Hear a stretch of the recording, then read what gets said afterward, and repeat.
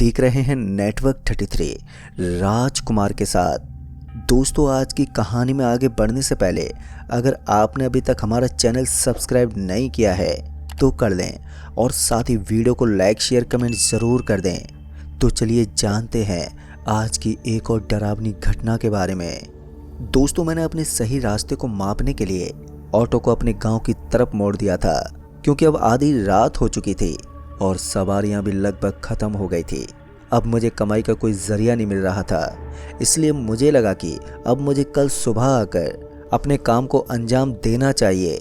और पूरे दिन की थकावट के बाद मैं अपने घर की तरफ लौटने वाला था, लेकिन तभी मेरी नज़र एक लड़की की तरफ पड़ी तो मैंने देखा कि उस लड़की के हाथ में कुछ डॉक्यूमेंट थे और वो उन्हें लेकर कॉलेज की तरफ जा रही थी। उसने तुरंत ही मेरी ऑटो के सामने अपना हाथ दिखा दिया, पर जैसे उसने मेरे ऑटो के सामने अपना हाथ दिखाया तो मैंने भी अपने ऑटो को रोक दिया और फिर उस लड़की से पूछा, अरे मैडम जी, इतनी रात को आप कहाँ पर जा रही हैं? इस पर उस लड़की ने बताया कि वो अपने कॉलेज के बगल में एक होटल के पास रहती है और उसे वहीं के लिए निकलना है। वो क्या है कि कल सुबह उसकी बहुत ही जल्द एग्ज़ाम है और अगर वो टाइम पर नहीं पहुंची तो फिर उसका एग्ज़ाम मिस हो सकता है। उसकी बात सुनकर मैंने भी हामी भरी और फिर उस लड़की को बोला, मैं आपको छोड़ तो दूंगा, लेकिन आपके कुछ एक्स्ट्रा पैसे लगेंगे, क्योंकि अब मैं बहुत ज़्यादा थक गया हूँ, लेकिन इसके बावजूद भी मैं आपको छोड़ने के लिए तैयार हूँ। इस पर उस लड़की ने भी अपनी गर्दन हिलाई और हाँ में जवाब दिया। फिर वो लड़की मेरे ऑटो में बैठ गई और हम दोनों वहाँ से निकल पड़े। दोस्तों, रात काफ़ी ज़्यादा हो चुकी थी, चारों तरफ अंधेरा छाया हुआ था और मेरी ऑटो जिस स्पीड से भाग रही थी उस हिसाब से तो ऐसा लग रहा था मानो मैं उस अंधेरे की चादर को चीरता हुआ आगे बढ़ रहा हूँ। बहुत ही स्पीड से भागते हुए मैं थोड़ी ही देर के बाद उस कॉलेज के आसपास पहुँच गया था। अब यहाँ से वो कॉलेज लगभग 6 किलोमीटर दूर था कि तभी उस लड़की ने बोला, भाई साहब, यहाँ से बाएं तरफ एक रास्ता आता है, आप ऑटो को उसी रास्ते पर मोड़ लीजिए, क्योंकि मेरा रास्ता वहीं से होकर निकलता है। उसकी बात सुनकर मैंने अपनी गर्दन हिलाई और फिर उसके बाद उसके बताए मुताबिक उसी रास्ते की तरफ ऑटो मोड़ दिया। लेकिन सच कहूँ तो मैं पहले कभी भी इस रास्ते पर बिल्कुल भी नहीं आया था। दरअसल मैंने देखा कि वो रास्ता तो उस मेन सड़क से भी ज़्यादा अंधेरे में पसरा पड़ा था। एकदम भयानक सन्नाटा था, मानो यहाँ अपने कदम पटकने के बाद आदमी अपने दिल की धड़कन की आवाज़ को भी सुन सकता हो। कि तभी उस लड़की ने फिर से बोला, ये रास्ता तो बहुत सुनसान है। इस पर उस लड़की ने बताया कि इस रास्ते से बहुत ही कम यात्री गुजरते हैं। कहते हैं कि इस रास्ते पर 2-3 भूत रहते हैं। मेरे पसीने छूट गए, क्योंकि मैं काफ़ी बार ऐसी चीज़ सुन चुका था और मैंने कभी भी इस तरह के रास्तों पर सफ़र नहीं किया था। आज पहली बार मैंने किसी के कहने पर अपनी ऑटो को एक हॉन्टेड रास्ते पर ले लिया था। फिर मैंने उस लड़की से बोला, लेकिन मुझे तो भूत प्रेत से बहुत डर लगता है, कहीं हमारी मुलाकात भूतों से ना हो जाए। मैं हल्का हल्का मुस्कुराने लगा। लेकिन दोस्तों, एक बात अजीब ये थी कि उस लड़की के जवाब बड़े ही अजीब थे। ऐसा लगता था कि वो एक ही शब्द में बहुत कुछ कह गई हो। मैंने भी उसकी बात पर कुछ ज़्यादा ध्यान नहीं दिया और बस ऑटो चलाता रहा। लगभग 5 से 6 मिनट बीतने के बाद फिर मैंने उस लड़की को बोला, आपका होटल तो अभी भी कहीं नज़र नहीं आ रहा मैडम।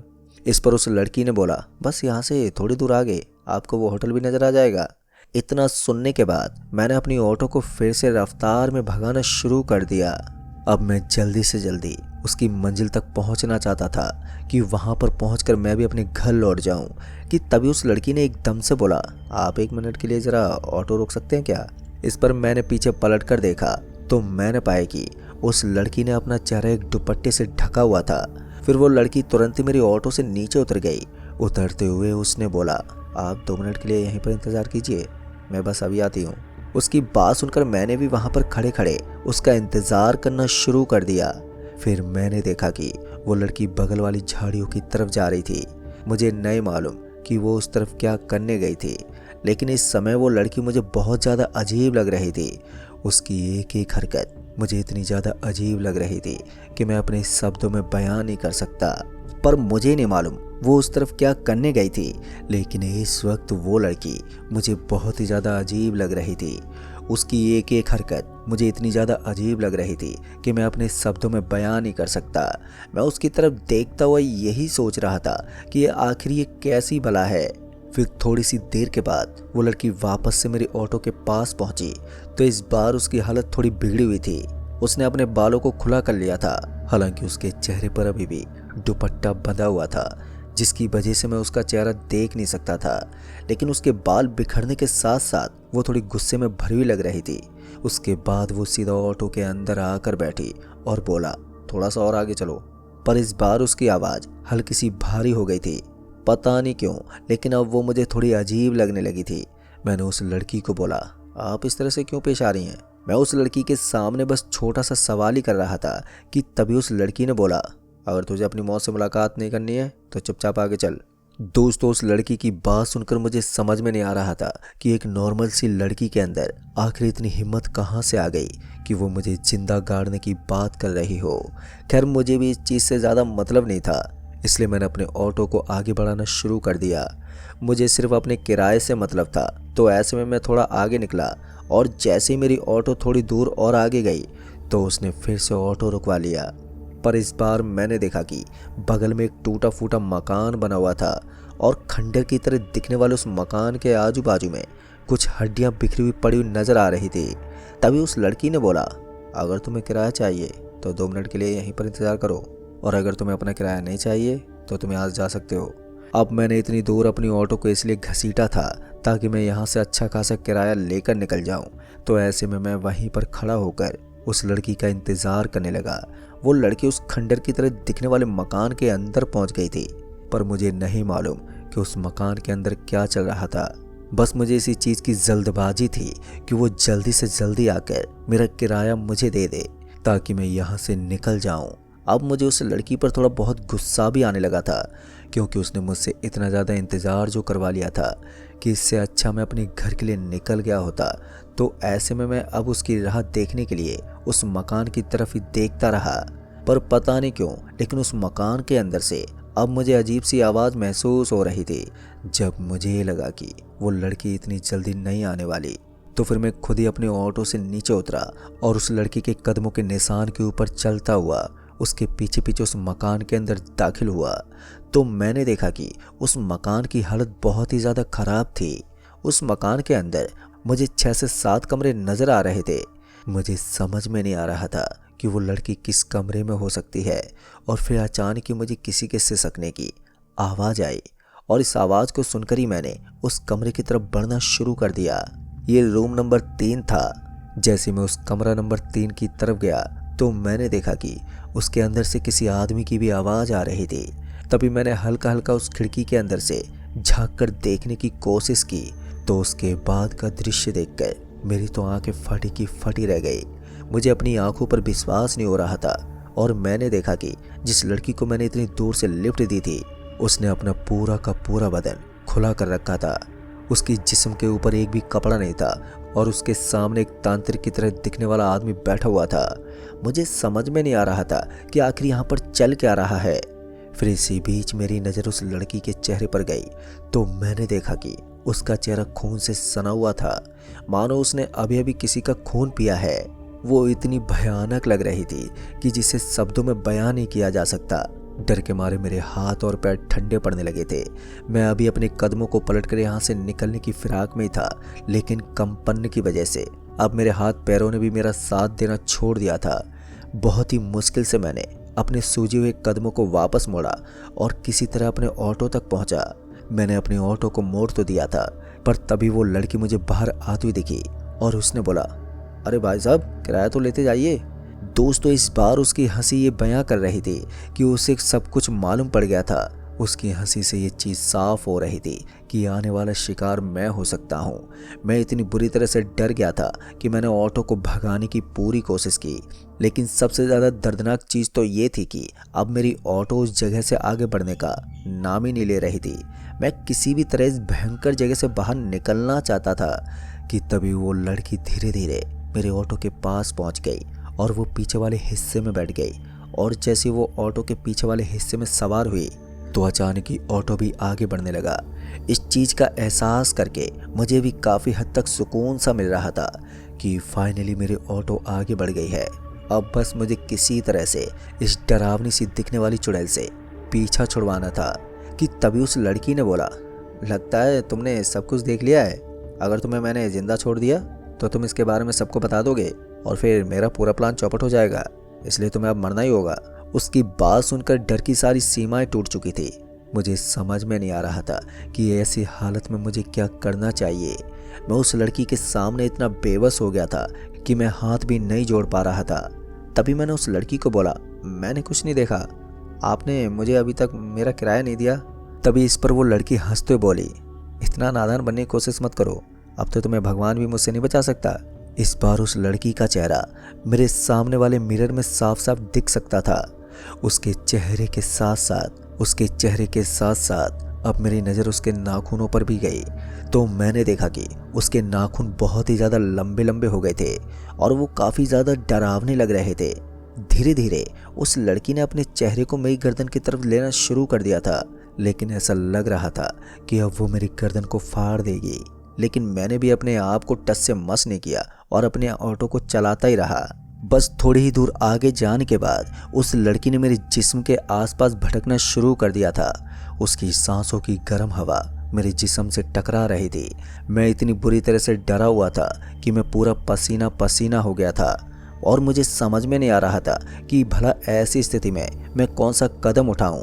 एक पल के लिए तो मुझे लगा कि मुझे अपने ऑटो को यहीं पर छोड़कर भाग जाना चाहिए, लेकिन मैंने अपने 3 साल के मेहनत के बाद अपनी ऑटो को खरीदा हुआ था, तो ऐसे में मैं अपनी ऑटो को इस तरह से सुनसान जगह पर नहीं छोड़ सकता था।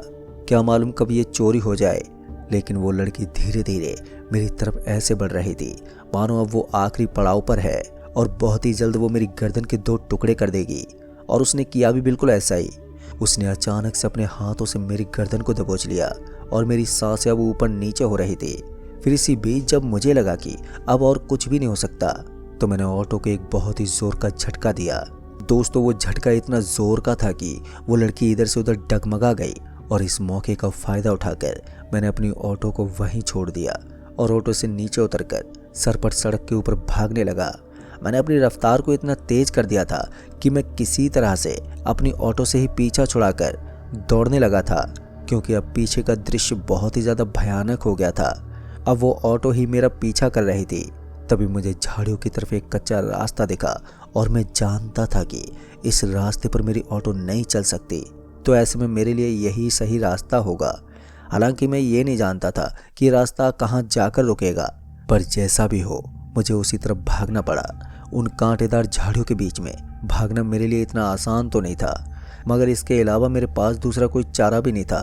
तो मैंने अपनी रफ्तार को कायम रखा और फिर कुछ ही देर के बाद में अपनी ऑटो से बहुत दूर आ चुका था। अब मुझे दूर दूर तक ना तो वो लड़की दिखाई पड़ रही थी और ना ही मेरी ऑटो का कोई ठिकाना था। पर अच्छी बात तो ये थी कि यहाँ पर मैं अपने आप को काफ़ी सुरक्षित महसूस कर रहा था। यूं ही दौड़ते दौड़ते मैं एक पुराने से मंदिर के पास पहुँच गया, पर पता नहीं क्यों लेकिन मुझे ऐसा लग रहा था कि भगवान ने खुद मुझे एक रास्ता दिखाया था और उसी रास्ते के ऊपर अपने कदम पटकते हुए मैं भगवान की शरण में पहुंच गया। वहां पर पहुंचने के बाद मेरी आंखें किसी पंडित वगैरह की तलाश कर रही थी और तभी मुझे एक साधु दिखा जो अपने बगीचे में इतनी रात को भी पानी डाल रहा था। उसको देखते मैं अपने तेज कदमों के साथ उसकी तरफ बढ़ा और जैसे उसने मुझे इस हालत में देखा तो उसने बोला, अरे बेटा, तुम इतनी रात को यहाँ पर क्या कर रहे हो और तुम इतने ज़्यादा डरे हो क्यों हो? उस साधु को देखने के बाद मुझे काफ़ी हद तक राहत मिल रही थी। फिर मैंने उस साधु से बोला, महाराज, आज मेरा साथ जो हुआ वो मेरी ज़िंदगी का सबसे भयानक पल था। मुझे समझ में नहीं आ रहा है कि मैं क्या करूं। तभी उस साधु बाबा ने कहा, जो तुम्हारे साथ हुआ है वो मुझे विस्तार से बताओ। बाद में जाकर मैंने उन्हें सारी बात बताई कि किस तरह से मैंने अपनी ज़िंदगी में तबाही देखी है। फिर जब उसने मेरी पूरी घटना सुनी तो वो साधु भी हैरान हो गए और फिर उन्होंने कहा, ये तो मुझे भी अच्छी तरह से मालूम है कि वहाँ एक डायन रहती है, लेकिन मुझे ये नहीं मालूम था कि उसका अड्डा उस तरफ है। तुमने आज बहुत ही शानदार काम किया है जो तुमने मुझे ये बात बता दी कि उस डायन का ठिकाना उस घर में है। ना जाने कितने दिनों से उसने बहुत से बच्चों को मारा है और उसका ताज़ा खून पीकर वो फिर से जवान हो जाती है। दोस्तों, उस आदमी की बात सुनकर मुझे समझ में आ गया था कि वो लड़की यानी कि वो डायन सिर्फ जवान होने के लिए बच्चों का खून पी रही है। फिर उसके बाद मैंने उस महाराज जी से कहा, लेकिन महाराज जी, मेरी ऑटो तो सुरक्षित है ना? इस पर उस महाराज जी ने बोला, चिंता मत करो आप, वो डायन लोहा जैसी चीज़ों को कोई नुकसान नहीं पहुंचा सकती। ये सुनकर मुझे काफ़ी हद तक राहत की सांस मिल रही थी। आखिर मैं भी अब सुरक्षित हालत में था और मेरी ऑटो को भी कोई नुकसान नहीं था। बाद में मैंने उन महाराज जी के पास खाना पीना किया और फिर सुबह होने तक वहीं पर रुक गया। मैं उन महाराज जी के साथ उस मकान की तरफ निकल गया। मैंने उस मकान का ठिकाना बता दिया था, लेकिन मैं उनके साथ उस मकान में नहीं गया। और फिर उन महाराज जी ने उस मकान में क्या किया मुझे नहीं मालूम, क्योंकि फिर मैं अपने घर आ गया और मैं दोबारा कभी भी उस भयानक सी जगह पर खतरा उठाने की कोशिश नहीं की। दोस्तों, आज उस घटना को काफ़ी वक्त बीत चुका है, लेकिन उस डैन का चेहरा आज भी मेरी आंखों में मंडराता है। मुझे आज भी अच्छी तरह से याद है कि किस तरह से मैंने उस खौफनाक और भयानक दास्तां से मुलाकात की थी उस रात। तो दोस्तों, इस कहानी में बस इतना ही। कहानी आपको पसंद आई हो तो वीडियो को लाइक शेयर कमेंट ज़रूर कर दें। तो मैं आपका दोस्त राजकुमार जल्दी ही मिलूँगा ऐसी एक और डरावनी भूतिया घटना के साथ। तब तक के लिए बाय एंड टेक केयर।